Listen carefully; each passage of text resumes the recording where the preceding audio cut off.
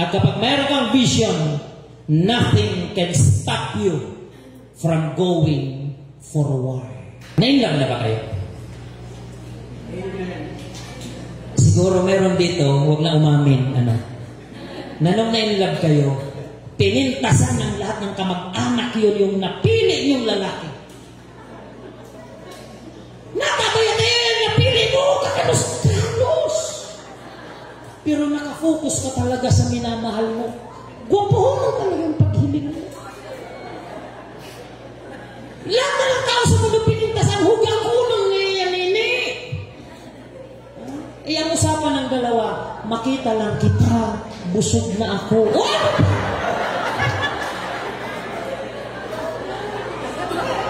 Kaya sabi, magulang, hugang unang niya yan. Di ka kang kalabuhan yun. O, anong usapan ng dalawa? Mamamatay ako kung magkakawalay tayo.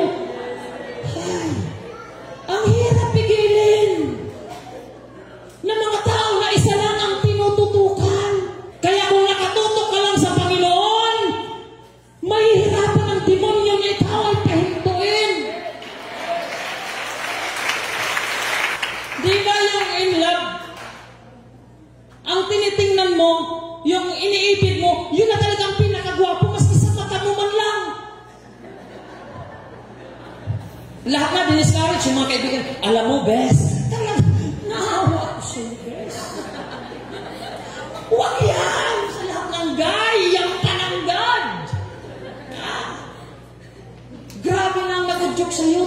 Pinto, iwalayan mo yan. Pero wala kang nakikitang iba kundi siya lang talaga. You and I against the world.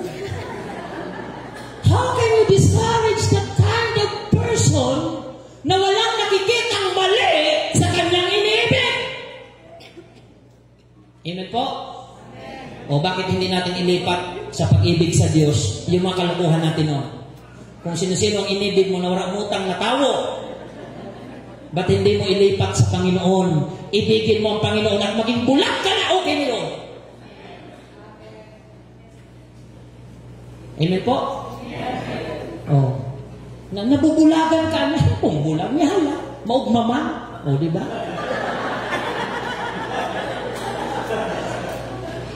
Sino dito ang may mga nakakaranasan na may tumutol sa relasyon niyo? Huwag na magtaas ng kamay. Kapatid, di ba? Kahit nanay mo na nagsasabi, bahala ka dyan mamay, basta ako, day ako. Siya lang talaga, forever. Paano mo yan madidiscover? Dapat ganun tayo ka-stubborn pag dating sa pag-ibig sa Panginoon.